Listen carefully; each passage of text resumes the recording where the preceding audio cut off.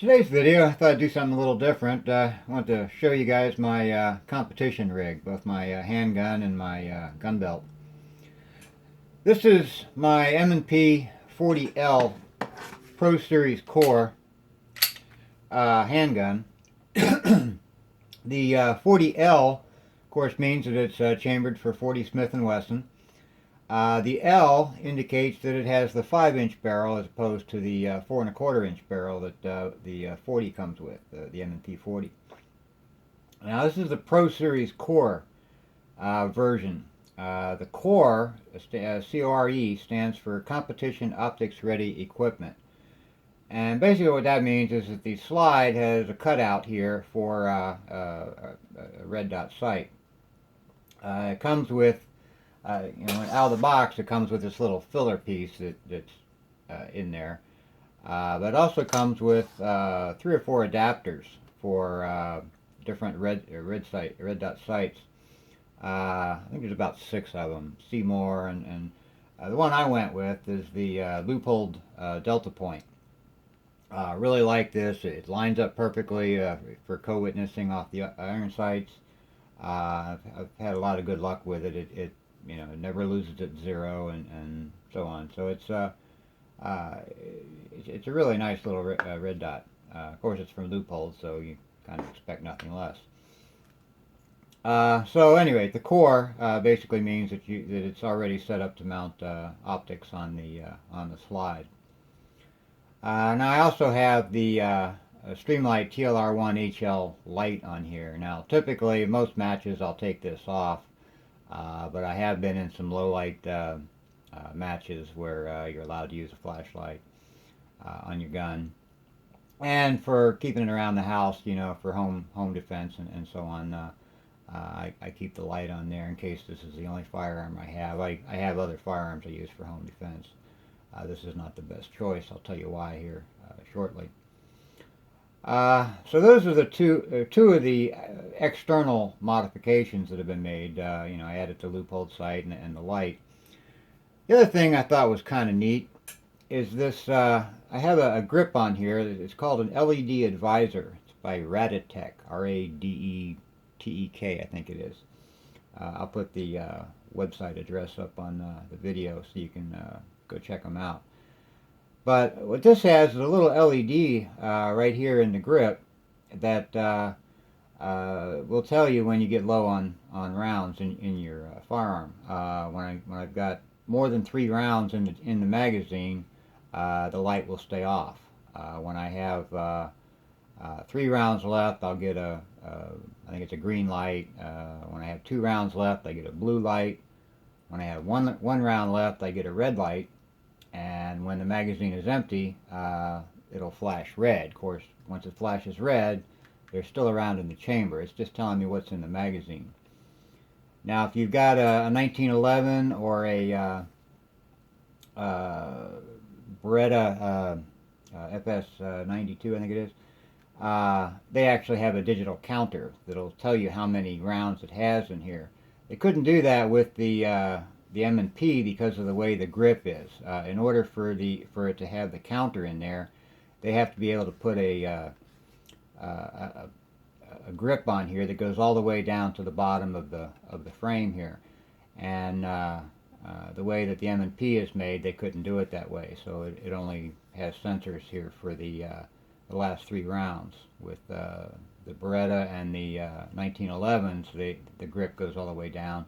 And they actually have a little digital counter that tells you exactly how many rounds you have in the magazine. I'll go ahead and show you how this works. Basically, I've got some 40 Smith & Wesson A-Zoom dummy rounds that I'll be using for this. Go ahead and load 5 of them into the magazine. And by the way, if you don't have one of these universal magazine loader or pistol magazine loaders, highly recommend it for those of you who getting on in years like myself and our hand strength isn't there anymore. It makes it real easy to load up a 15-round magazine. I'll go ahead and Load that up, chamber around, and you'll see here that there's no light indicator telling me, you know, so it means I have more than 3 rounds. I'll eject one. I've still got 4 rounds in there, still no light indicator. Now you see a blue light flashes for about a second or two. That tells me I've got three rounds left in the magazine. I'll rack another one. I get the green light. That tells me that I've got 2 rounds left in the magazine. And it went right to the red flashing, telling me that the magazine is empty, although I think there's still another round in there. Oh, nope, there wasn't. Okay, so when it goes red flashing, basically there's nothing left in the magazine, although there could still be a round in the chamber. But that makes it real handy for doing tactical reloads. You know, if I'm in the middle of a match or in the middle of a stage and I see that light flashing, it tells, you know, I can make a decision based on where I am in the stage whether or not I need to do a tactical reload. Or if I can just continue and finish the stage with what I've got in the magazine. So works really well. You know, hiccups once in a while. You know, sometimes it'll miss a light, but generally it's never failed for me in a match. So that's real handy. Those are the external modifications I've made to it. I also replaced the rear plate here. I don't know if you can see that. The rear plate on the slide here with the one that has a Navy symbol on there. You can get one, get these little plates for, you know, all kinds of different things. You can get, you know, any branch of the forces. You can get the little Punisher symbol. You can, there's all kinds of little plates that they have available, and you can check them out on like Amazon or something to see what plates are available. But those are the external modifications I've made to my M&P 40L. Now, I also have a full complement of the Apex Tactical upgrades for the M&P 40. I don't know if you have an M&P handgun. Everyone that I've ever tried, I have 3 of them. I have an M&P 9, I have an M&P 9C, and of course my M&P 40L here. Every one of them seems to have a really gritty trigger. It's almost like the thing were full of sand. You know, when you pull this, there's a lot of free play, number one, in it. But as you pull it back, it just feels so gritty. It's not smooth at all, and this is on all 3 of my my M&Ps, and I've tried a couple others at the gun stores, and they're all like that. So I don't know if they're, you know, every single M&P out there is like that, or just I was unlucky enough to get the 3 that were like it. But the trigger pull is very gritty. It's also a little heavier than I want it for competition. So what I did is I replaced the innards basically with the Apex Enhanced Trigger Kit. Now you can get just the springs to lighten up the trigger pull, but they also have the full kit. It comes with a hardened sear. It comes with a new striker lock switch or button here. And those things really smooth out the trigger action. I've taken it apart here so you can see some of the internal changes. Basically, the enhanced trigger kit comes with a hardened sear right here, new sear spring, comes with trigger spring, it also has the striker lock button and spring, and I don't know if you'll be able to see this on the video, but this is the stock trigger lock button or striker lock button, and it's kind of angled. It has like a 45-degree angle here, and then another one at the top there, and so it's more angular. The striker block button that comes with the Apex kit is rounded. It's also very highly polished. so it's a lot smoother. And as you pull the trigger, this little tab right here engages that button and pushes the button down. Essentially, when the button is pushed down, it unlocks the striker and will allow the striker to move forward. That way, the striker will only move forward if you're actually pulling the trigger. So if you drop it or something like that, and the little hook on the striker comes off the sear, the striker won't go forward. So you won't have an accidental discharge if you drop it, or if for some reason that pops off the sear. That's what the little striker lock button is for there.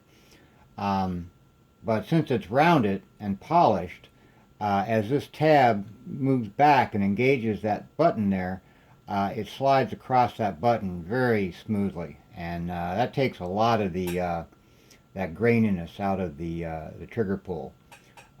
So with the Apex kit in here, all that graininess is gone. Now I've also got the reset assist mechanism, which is down in here from Apex. Gives it a real crisp reset. A lot, it resets a lot quicker, and I can feel it as well as you can actually hear it. Of course, when you're in a match, you typically can't hear it, but I can feel when the trigger resets. So I know exactly when I can pull again and get another shot off. So I can shoot much quicker with that reset assist mechanism in there. Now I have the failure resistant extractor from Apex in here. Replace the stock extractor, and that gives me basically much more reliable case extraction. It's cut to tighter tolerances. It's wire cut somehow. I'm not a machinist, so I'm not sure exactly how that process works, but it works very well. I haven't had a failure to eject ever, either with the stock or the failure resistant extractor on there. But I like toys, so I went ahead and put it in there. Another modification I made is that I replaced the standard or the stock guide rod, which has a captured spring, and I replaced it with a full-length guide rod with a normal spring here, like you find on other handguns, and that way I can replace the spring. I've got an 11-pound spring here, a 15-pound. I've got the 13-pound spring in there right now, so I can change the springs out a lot easier than I can with that captured spring that comes with the handgun. So, those are some of the internal modifications. The other thing I did too is I replaced the trigger itself. The enhanced trigger kit, oddly enough, doesn't come with a trigger. You use the stock trigger with that. The enhanced trigger kit just comes with the sear and the striker block button and a new set of competition springs.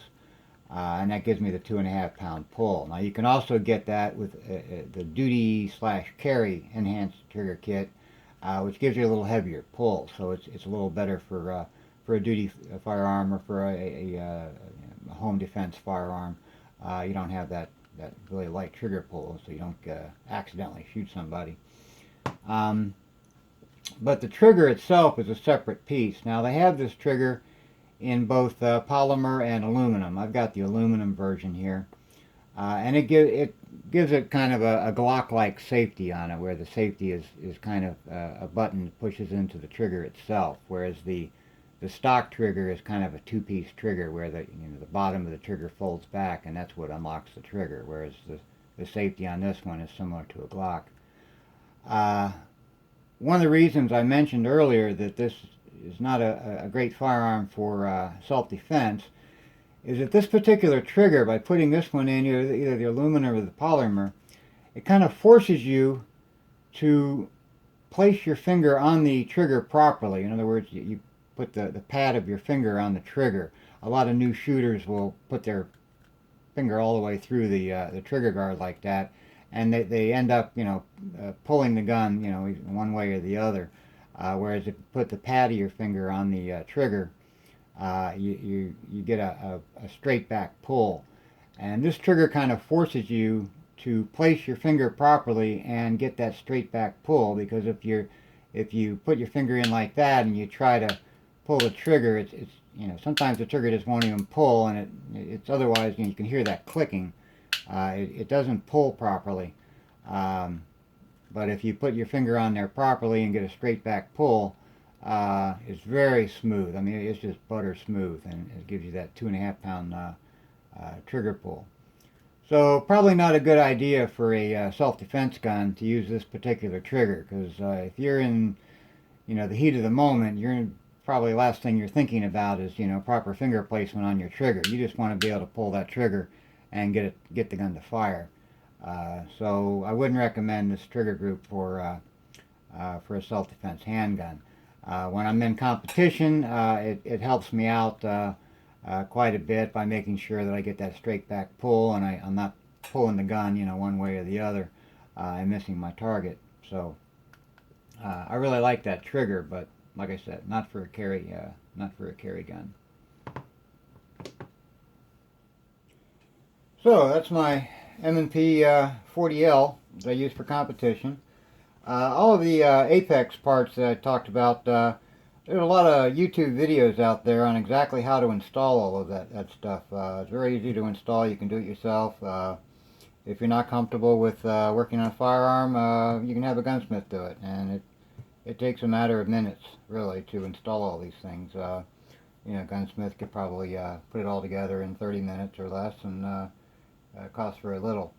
I also keep a full set of parts I take with me to competitions. In fact, as long as the frame, the slide, and the barrel are intact, I can rebuild the entire interior of this firearm with the spare parts that I have. I also carry a full set of tools and everything I need in order to work on it when I'm out at a match, in case something goes wrong. I can replace any part.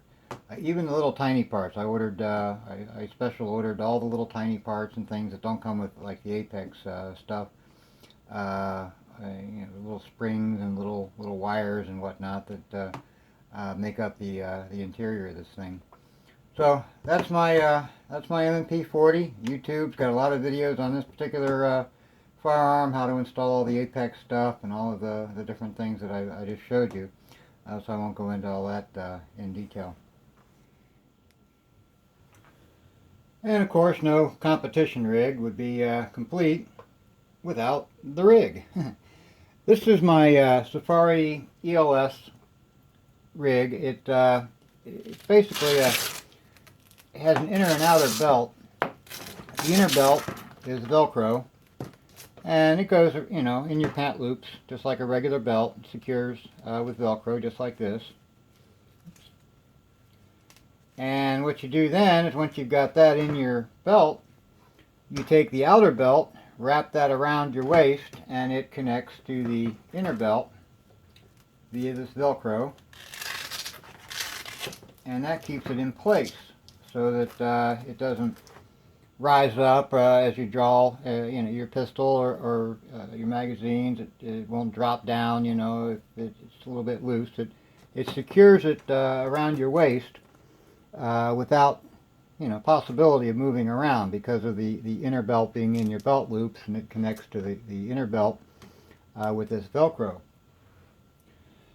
Now the ELS is the SafariLand ELS system. The ELS stands for Equipment Locking System, and what it has, the outer belt has these holes all the way around it, and you can configure it by connecting these receiver plates to the belt, just like this, with two screws. And then you take the fork piece, which basically matches the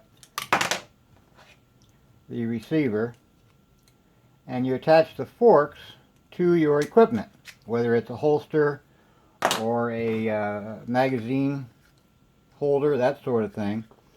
And then you can pop your equipment in and out, and you can reconfigure your holster. For example, or your gun belt. For example, if I'm going to be shooting a stage that requires a shotgun, I can take my shotgun or shot shell carriers. I have a couple of them that'll hold 8 each, and I have a couple of them that'll hold 4 each. And I can attach those to the belt. And now I'm configured to shoot a shotgun stage. I can take my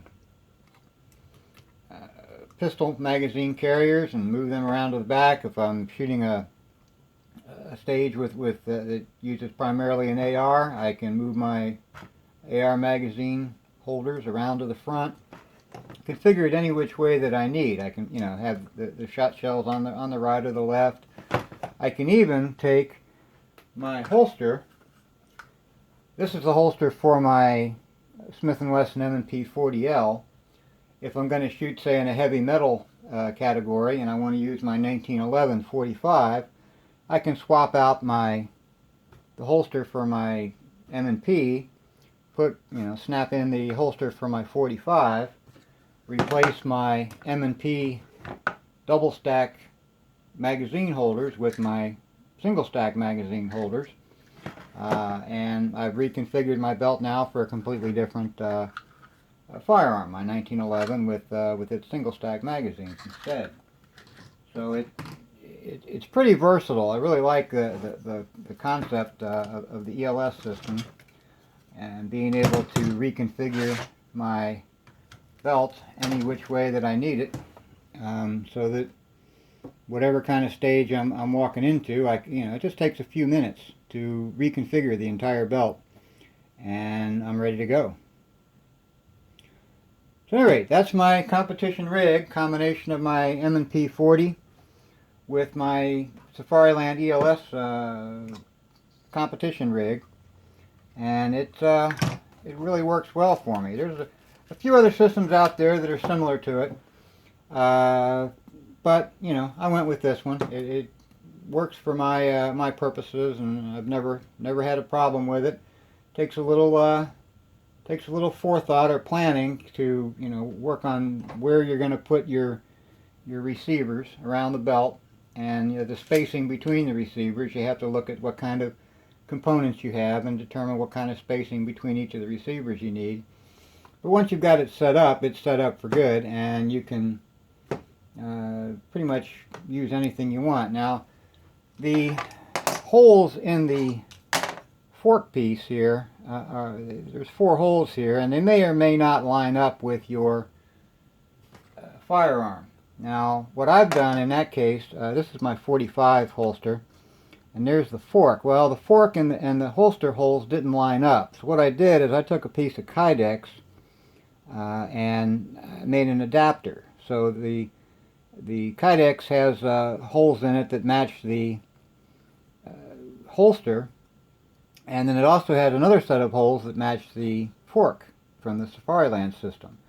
And that allows me then to connect the fork to this holster, even though the holes in the fork don't match. I don't know if you can see that piece in between there. That's my adapter that I made myself. It took about 20 minutes to make it. You cut it out of Kydex, you drill some holes, you sand down the sides and polish the sides a little bit, and it works quite well. I can make an adapter for just about any kind of holster that'll work with these SafariLand forks. That's all for this video. I hope you liked it. If so, please click the like button. Maybe even subscribe to my channel. Thanks for watching, and happy reloading.